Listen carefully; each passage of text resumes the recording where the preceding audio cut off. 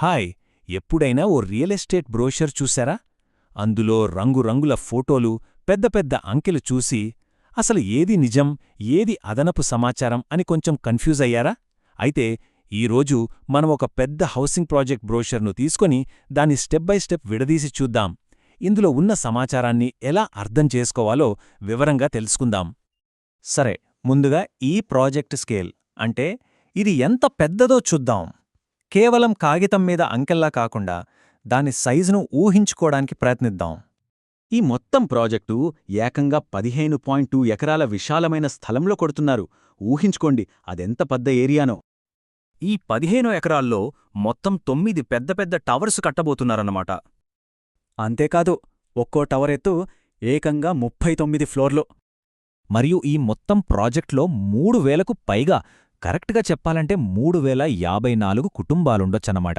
అంటే ఇది ఊరికే ఓ అపార్ట్మెంట్ కాంప్లెక్స్ కాదు, ఒక చిన్నపాటి టౌన్షిప్ లాంటిది.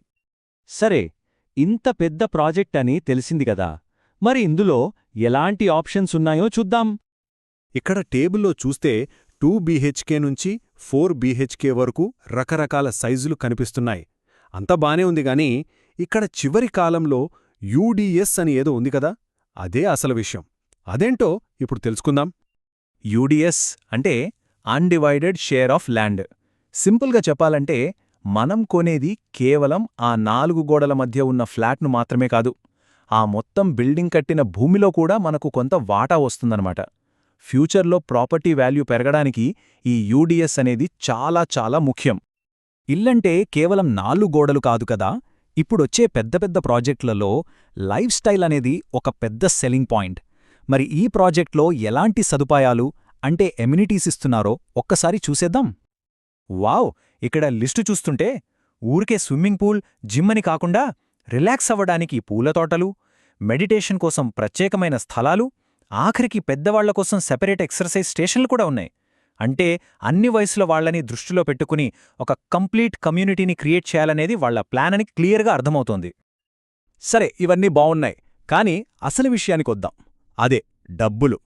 బ్రోషర్లో కనిపించే ధర ఒకటైతే మనం కట్టే మొత్తం ధర ఇంకోటుంటుంది. ఇది కొంచెం కాంప్లెక్స్గా అనిపించొచ్చు, కానీ దీన్ని మనం స్టెప్ బై స్టెప్ విడదీసి చూద్దాం. ఒక్క విషయం గుర్తుపెట్టుకోవాలి, బ్రోచర్లో కనిపించే బేస్ ప్రైస్ అనేది జస్ట్ స్టార్టింగ్ పాయింట్ మాత్రమే. ఫైనల్ కాస్ట్ అనేది దానిమీద చాలా లేయర్స్ యాడ్ అయి వస్తుంది. ఆ మొత్తం ప్రైస్ని మనం ఈ 5 భాగాలుగా విడగొట్టొచ్చు. పదండి, ఒక్కోదాన్ని వివరంగా చూద్దాం. Okay, first the amenities charges. ఇది ఫిక్స్డ్ అమౌంట్ అన్నమాట, వన్ టైం పేమెంట్. ఇక్కడ చూస్తే ఫ్లాట్ సైజ్ పెరిగే కొద్దీ ఈ ఛార్జ్ కూడా పెరుగుతూ ఉంది. Next, premium charges. ఇవి ఆప్షనల్. అంటే ఫ్లాట్ ఈస్ట్ ఫేసింగ్ ఉండాలన్నా, కార్నర్ ఫ్లాట్ కావాలన్నా, లేకపోతే మంచి పార్క్ వ్యూ లేదా లేక్ వ్యూ కావాలన్నా వీటన్నిటికీ అదనంగా డబ్బులు కట్టాలి. ఇవి ప్రతి స్క్వేర్ ఫీట్కి లెక్కిస్తారు కాబట్టి చూట్టానికి 100-200 అనిపించినా మొత్తం మీద చూస్తే చాలా పెద్ద అమౌంట్ అవుతుంది. ఇప్పుడు చూడండి, ఇక్కడ తేడా ఎంత క్లియర్గా కనిపిస్తుందో.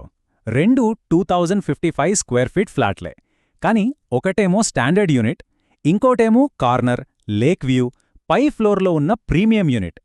కేవలం ఈ లొకేషన్ ఛార్జెస్ వల్లే ఫైనల్ ప్రైజ్లో ఎంత పెద్ద మార్పొస్తుందో గమనించాలి.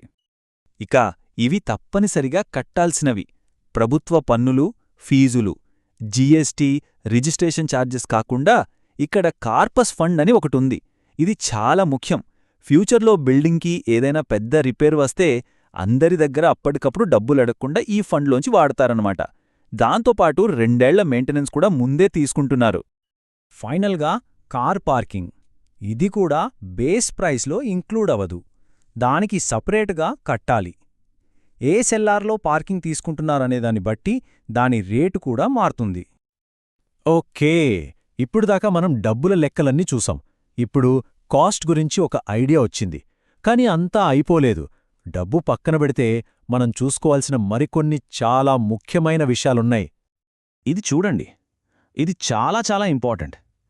ప్రాజెక్ట్కి HMDA, రెరా అప్రూవల్స్ ఉన్నాయి. దీనర్థం ఏంటంటే ఈ ప్రాజెక్ట్ లీగల్గా అన్ని రూల్స్ ఫాలో అవుతుందని.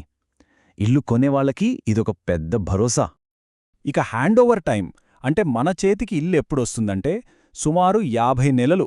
అంటే దాదాపు 4 సంవత్సరాల పైనే పడుతుంది. సో ఎవరైనా ప్లాన్ చేసుకునేటప్పుడు ఈ టైం లైన్ని ఖచ్చితంగా గుర్తుపెట్టుకోవాలి. సో చూశారుగా, ఈ మొత్తం విశ్లేషణ మనకు చెప్పేది ఒక్కటే: బ్రోచర్లో మనం చూసే ధర మనం ఫైనల్గా కట్టే ధర కాదు. అసలు విషయమంతా ఆ అదనపు ఖర్చుల పొరల్లోనే దాగి ఉంది. వాటిని అర్థం చేసుకోవడమే ఇక్కడ కీలకం. సో ఇప్పుడు ఈ నంబర్స్ అన్నీ మనకు క్లియర్గా తెలుసు. ఇకపై ఎవరైనా ఇల్లు కొనడానికి వెళ్ళినప్పుడు కేవలం బేస్ ప్రైస్ ఎంత అని అడగరు. దానితో పాటు వచ్చే ఈ అదనపు ఛార్జులన్నింటి గురించి వివరంగా అడగ్గలరు. పేమెంట్ షెడ్యూల్ ఎలా ఉంటుంది, ఫైనల్ కాస్ట్లో ఇంకేమైనా దాగి ఉన్నాయా అని ఆరా తీయగలరు. ఈ సమాచారం వాళ్లను మరింత స్మార్ట్ బయ్యర్గా మారుస్తుంది.